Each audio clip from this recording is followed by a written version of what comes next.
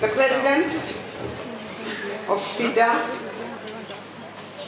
the former founder chairs of Fida, CEO, members, development partners, distinguished guests, ladies and gentlemen, good evening. It is a tremendous honor and privilege to address you today at this meeting, which brings together a great number of women leaders from all sectors and regions in honor of International Women's Day. But before I do, allow me to congratulate you for a brilliant idea on the launching of a mediation center. Being a woman myself, I love the idea of setting aside a special day for women to be appreciated and honored. But I feel that women should be respected not just because they're women, but also because they're individuals with their own identity. They contribute equally to the betterment of the society. Every woman is special, whether she's working at home or office or doing both. She plays an important role in bringing up of children and managing their homes efficiently. Arlene Rankin once said that the way in which we think of ourselves has everything to do with how the world sees us and how we see ourselves successfully acknowledged by the world. I will repeat that. The way in which we think of ourselves has everything to do with how our world sees us and how we see ourselves successfully acknowledged by the world. This, I think, speaks to the core of why we need to acknowledge and celebrate women today and possibly every other day of the year. So allow me at this point to wish you all Happy International Women's Day.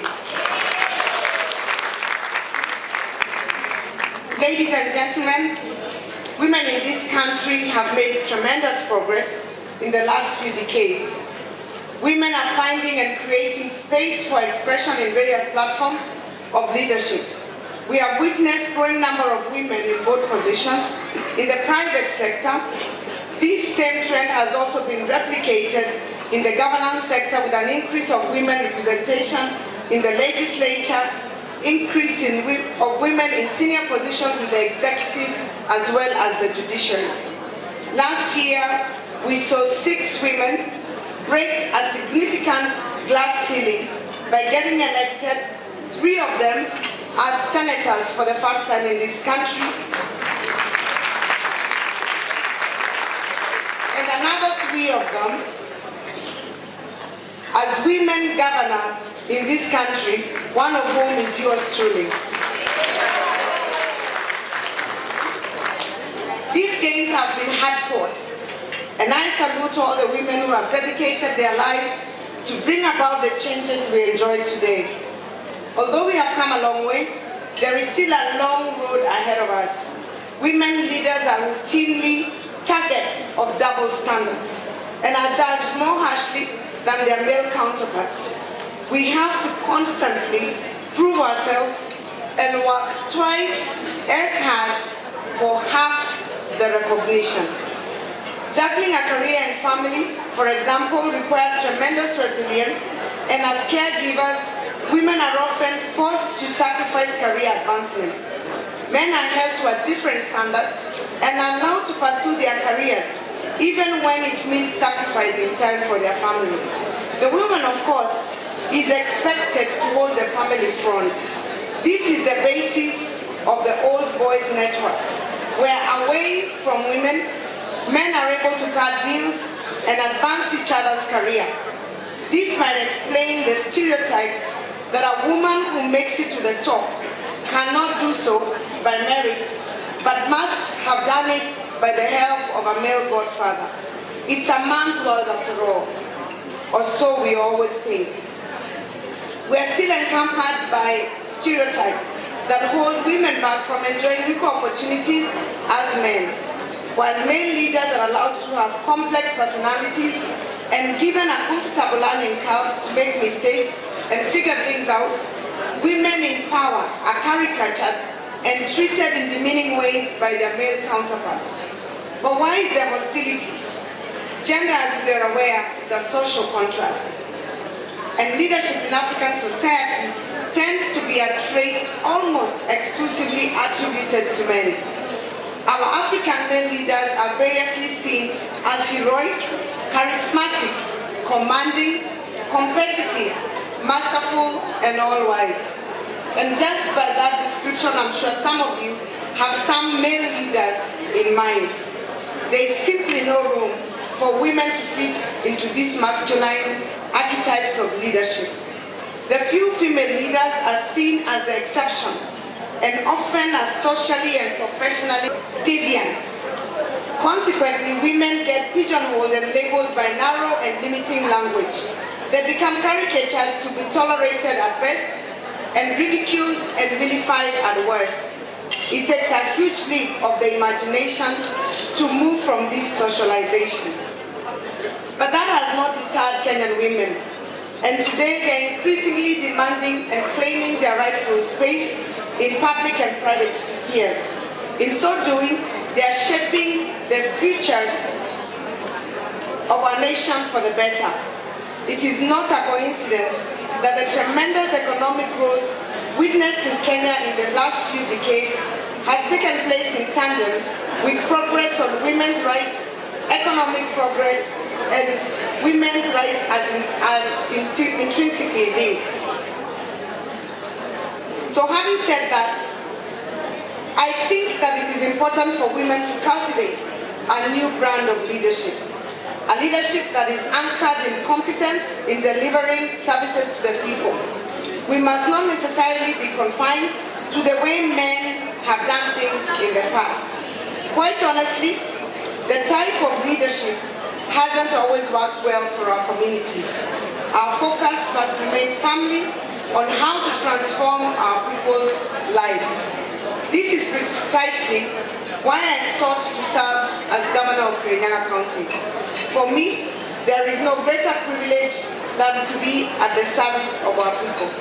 It is my hope and prayer that my life's work in leadership will in its own modest way pave way for the next generation of women leaders by, amongst other things, normalizing the idea of women in leadership. So, speaking of the next generation of women leaders, I want to leave you with 3 thoughts. 1, stay true to yourself.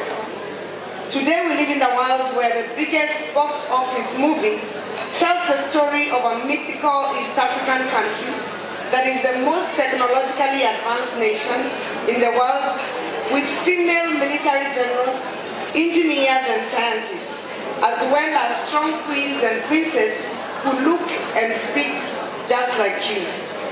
How amazing is that? What we have always known has now been officially recognized by Hollywood. That being African is really cool. Wakanda forever.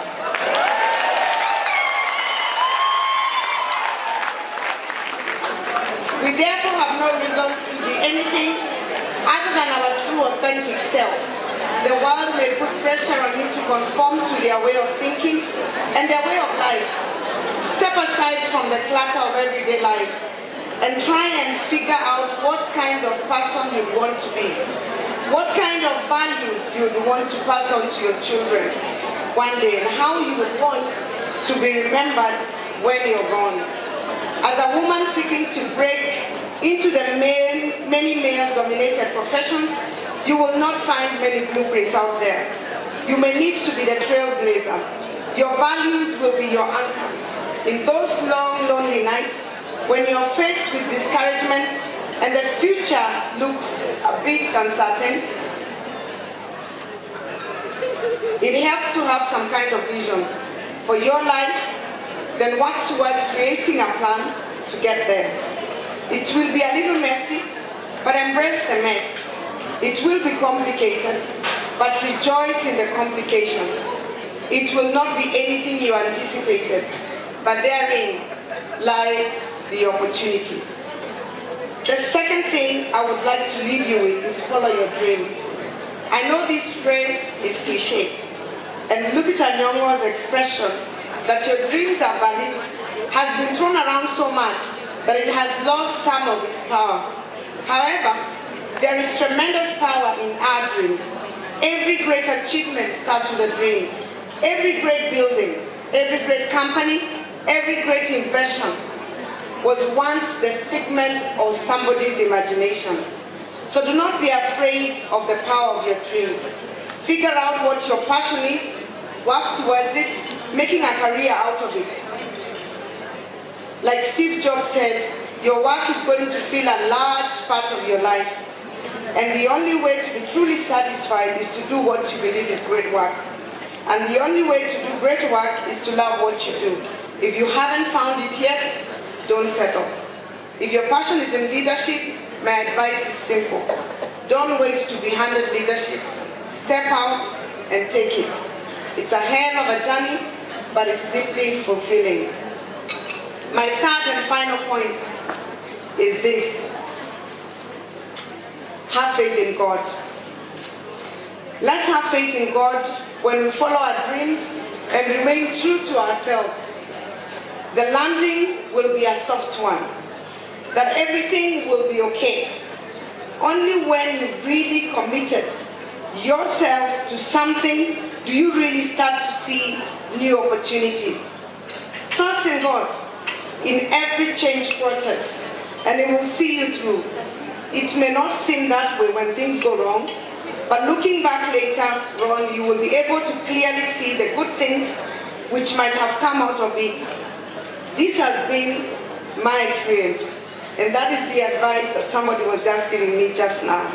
And this is my testimony. My story is well known to many of you.